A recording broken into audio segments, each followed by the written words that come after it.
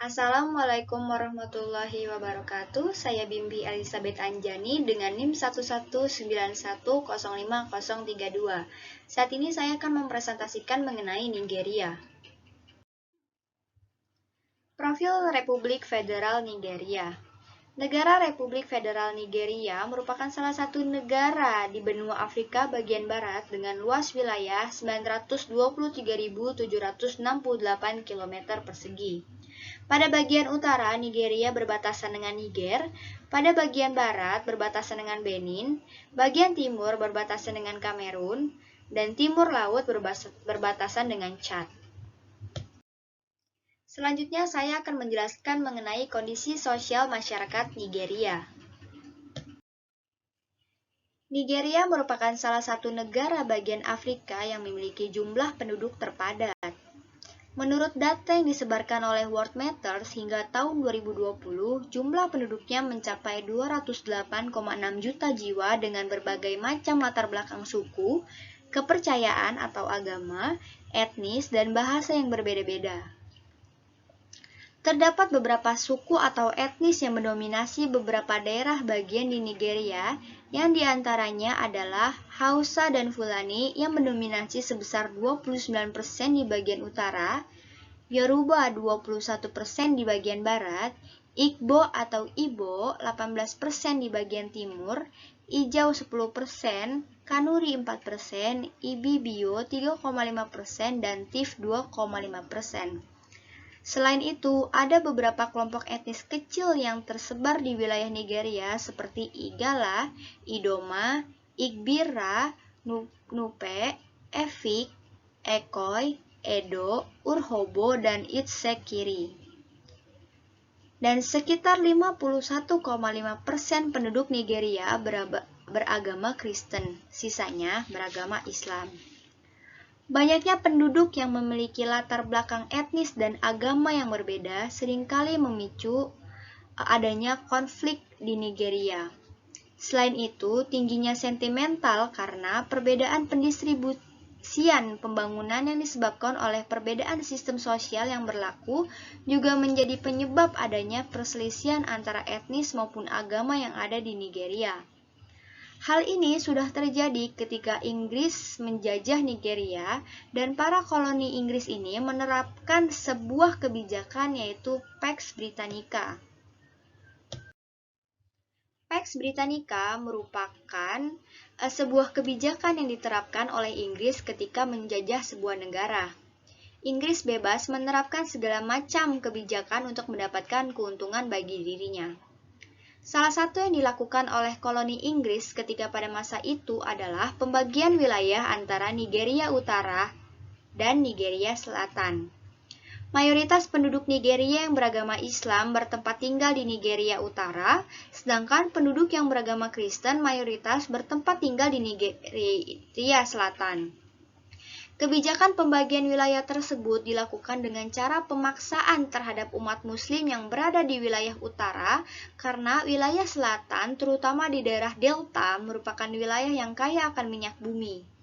Selain itu, dalam penerapannya, koloni Inggris juga mempersulit mekanisme perizinan umat muslim yang akan berpergian atau membangun masjid. Akan tetapi, kebijakan tersebut tidak berlaku bagi umat Kristiani. Adanya disparitas pembangunan antara Nigeria Utara dan Selatan juga seringkali ditemukan baik dalam aspek pendidikan, ekonomi, maupun infrastruktur.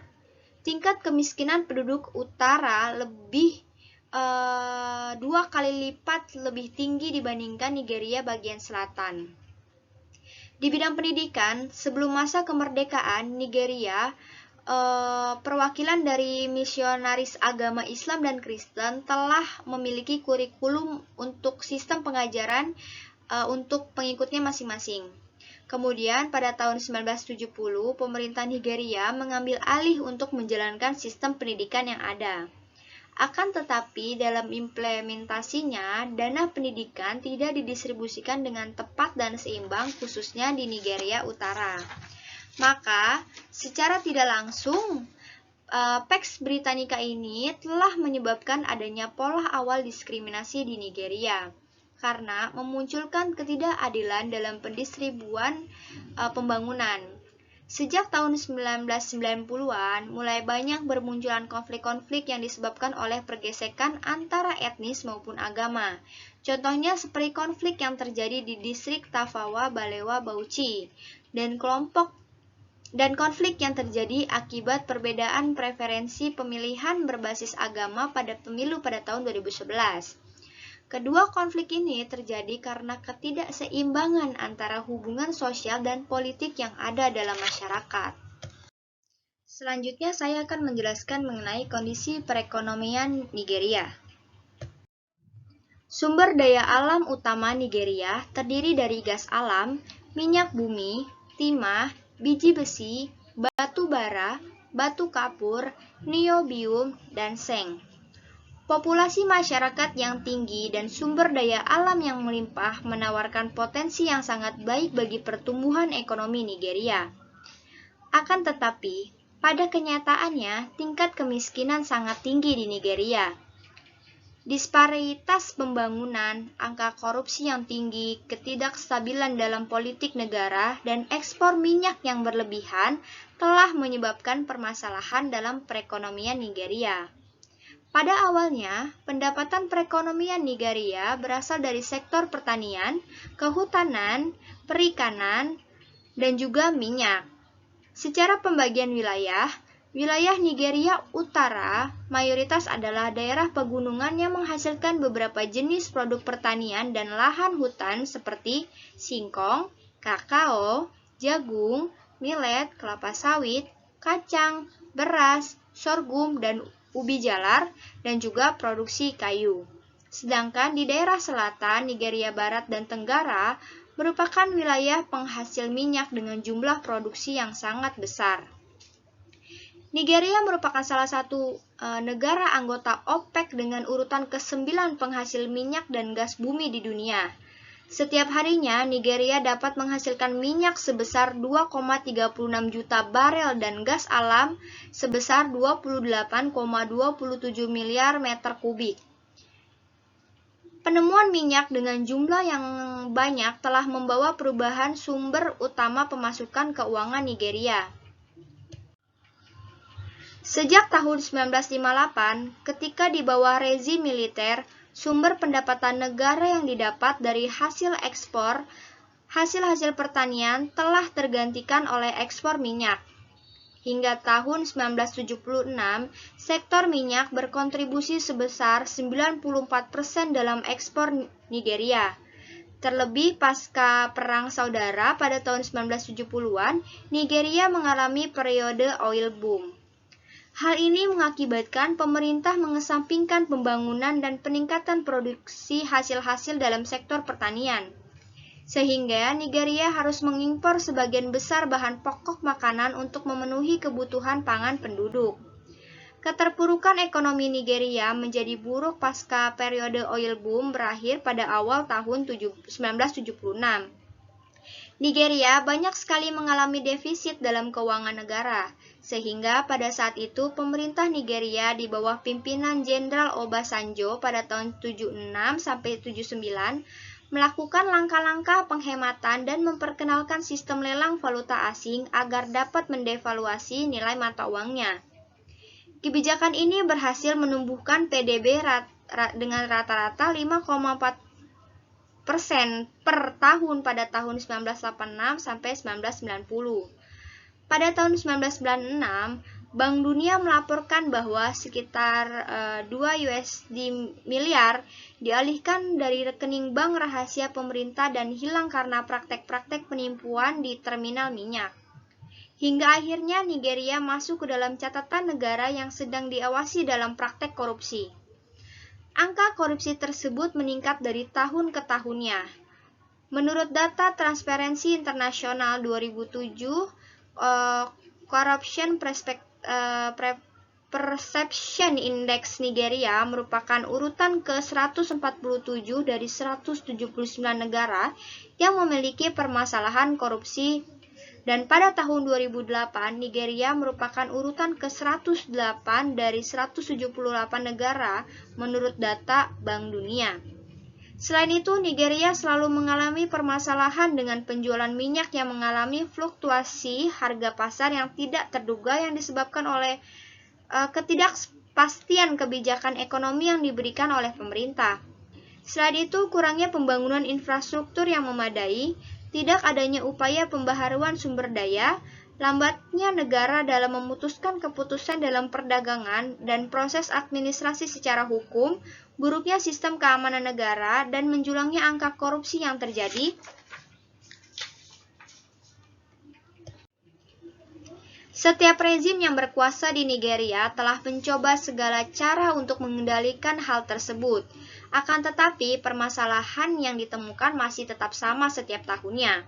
Sehingga pemerintah berusaha untuk mengendalikan hal tersebut dengan menjalankan sektor industrialisasi dan mengembangkan kembali sektor pertanian.